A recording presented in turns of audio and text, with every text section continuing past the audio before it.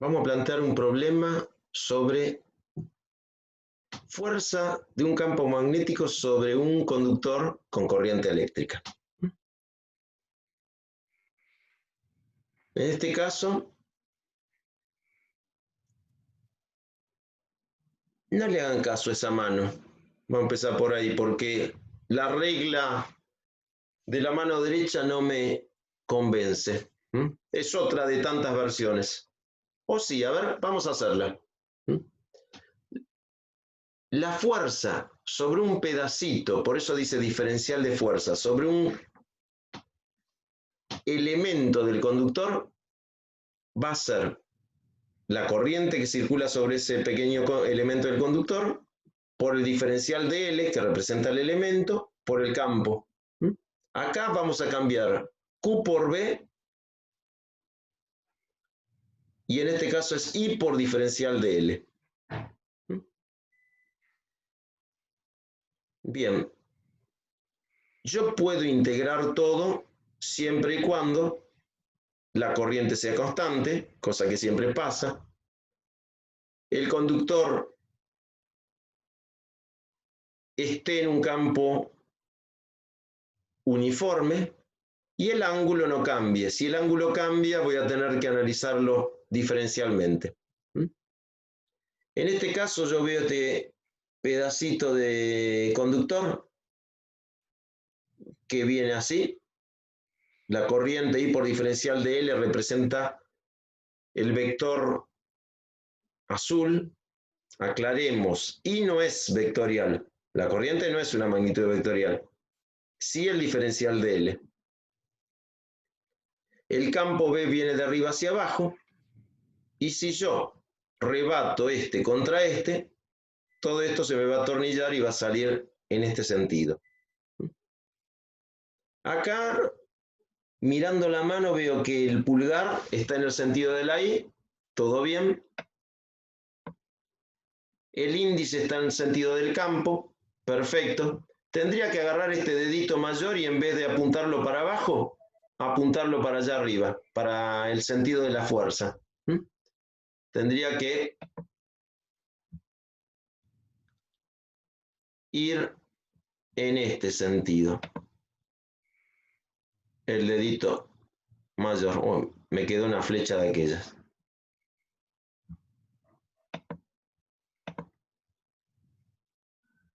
Logré conectar acá el... Ahí está. Este es el dedito mayor. Y en este sentido, sí. Pulgar, índice para abajo, mayor hacia adelante. Pulgar, índice para abajo, mayor. Bueno, no se ve en la... Índice mayor. Ahí está. Bueno. Y ahora se analiza segmento por segmento.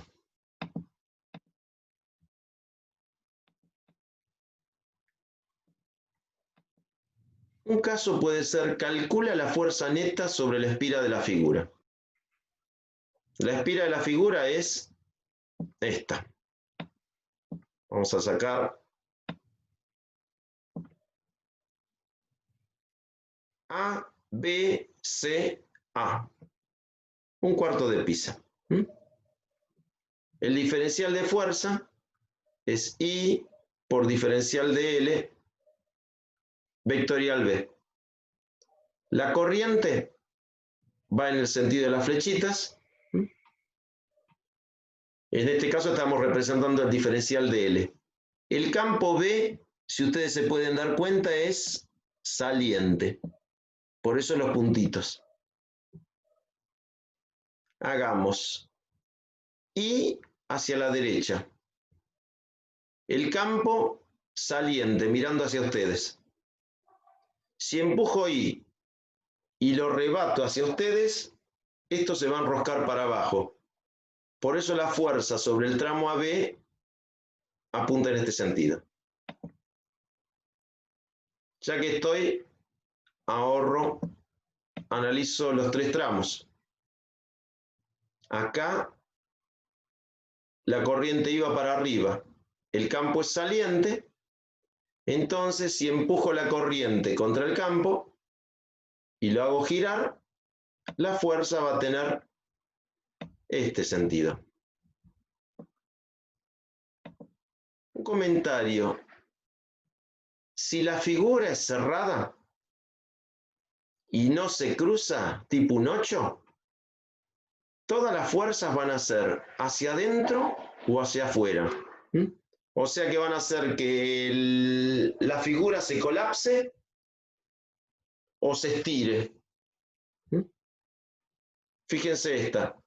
La corriente va en este sentido, porque acá la corriente va inclinada, va tomando diferente dirección por esta curva. La fuerza, perdón, el campo es saliente y la fuerza también va a ser hacia adentro, hacia el interior. Una consulta. En la IA está el campo magnético, no, campo de inducción, está para entrante. O sea, serían las fuerzas todas para afuera, ¿no? Exacto, sí. Acá, claro, este es 1309 de la guía. Yo le puse el Claro, número, pero después arranqué con todas las... Sí, considerando, haciendo esa consideración. Vi que en el ejercicio anterior lo había hecho saliente, así que sí, es una salvedad. Va a ser todos los sentidos al revés. Pero el módulo va a ser el mismo.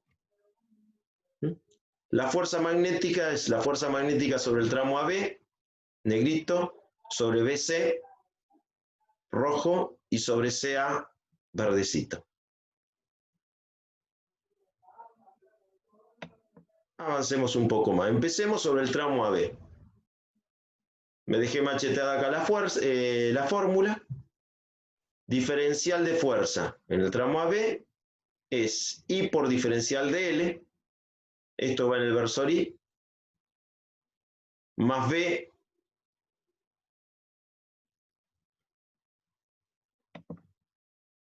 que eso va al menos K.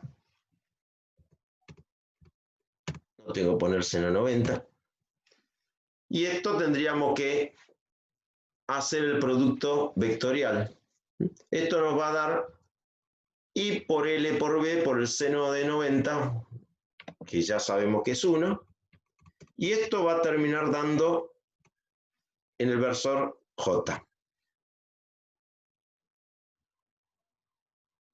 O sea, la fuerza es I, la corriente, la longitud que coincide con el radio, el campo B que durante todo el tramo es constante, y eso da en J. Segunda parte.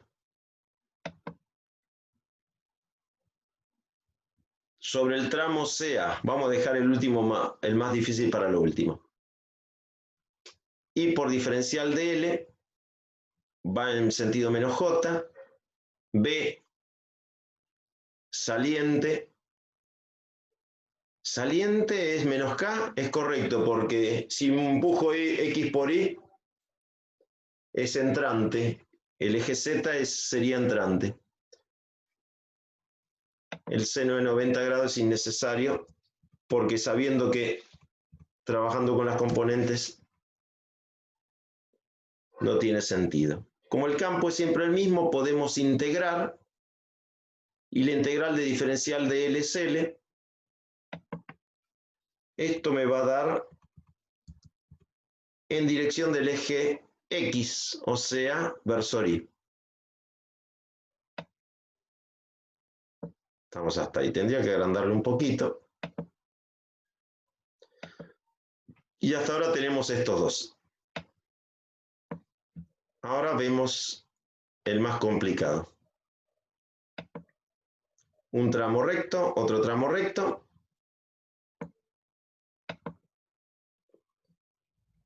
Acá sí voy a trabajar derecho con el módulo. Diferencial de fuerza en el tramo BC, en un pedacito del tramo BC, es I, en vez de diferencial de L, es R por diferencial de alfa. El campo B, saliente, el seno de 90 grados, porque entre I y el campo hay 90 grados, el vector Y está en el papel y el campo es saliente al mismo. Bárbaro. Me queda I por R por diferencial de alfa, por campo B. Pero me queda inclinado en este sentido. ¿Y entonces qué hacemos? Vamos a proyectarlo en el eje X y en el eje Y. Vamos a ver, según el eje X es I por R por diferencial de A por el coseno de alfa. Esto está bárbaro. Y en el eje Y, que acá lo tengo que corregir, I por R por diferencial de alfa por B por el seno de alfa. Esta es la proyección sobre el eje Y, esta es la proyección sobre el eje X. Y vamos a tener que tener en cuenta que la proyección sobre el eje Y va a dar el sentido negativo. Y en X también.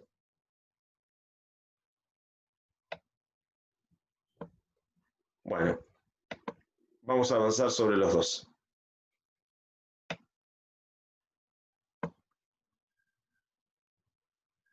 Esto era sobre el eje X. Ahora está bien. Y R diferencial de alfa, B por el coseno de alfa. La variable es alfa y va a variar desde 0 hasta 90 grados. Integrando entre 0 y 90 grados, y R diferencial de alfa, B coseno de alfa, menos I. La integral de coseno, seno, entre 90 y 0. Seno de 90 menos seno de 0.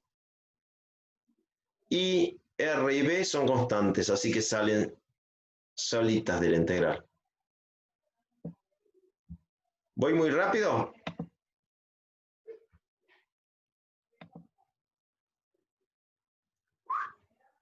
No, profe, se entiende. Bien, bien ahí. Gracias. Lo mismo que hicimos en X, lo vamos a hacer en Y. Sobre el tramo BC, diferencial de fuerza, en el sentido del eje Y, y R diferencial de alfa, B y seno de alfa. Vemos que el campo es uniforme, la corriente es uniforme y alfa está entre 0 y 90. Hacemos las cuentas y resolvemos la integral. La integral de seno es menos coseno. Menos coseno de 90, menos con menos más, coseno de 0. Coseno de 90 es 0, coseno de 0 es 1, así que me va a dar positivo.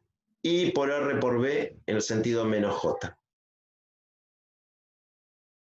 Siempre bueno un análisis para verificar que va en la dirección y sentido previsto. Y después sumamos todos. Sobre el tramo AB, sobre el tramo BC, en X y en Y. Sobre el tramo CA, lo mismo. Vemos que mientras la espira sea perpendicular, la fuerza neta vale 0. Aclaremos, si la espira está un poco inclinada en un campo uniforme, la fuerza neta también va a valer 0. Pero cuando la espira esté inclinada respecto al plano, o sea, la normal a la espira no sea paralela a las líneas de campo, ahí va a haber un momento o un torque que vamos a ver en detalle en la clase que viene. Eso va a dar el origen a la rotación de esa espira y con eso podemos hacer de movida un galvanómetro, que Rubén explica como galvanómetro de Tanservant. Y con un mecanismo de delgas podemos hablar de un motor de corriente continua. Eso va a ser más interesante.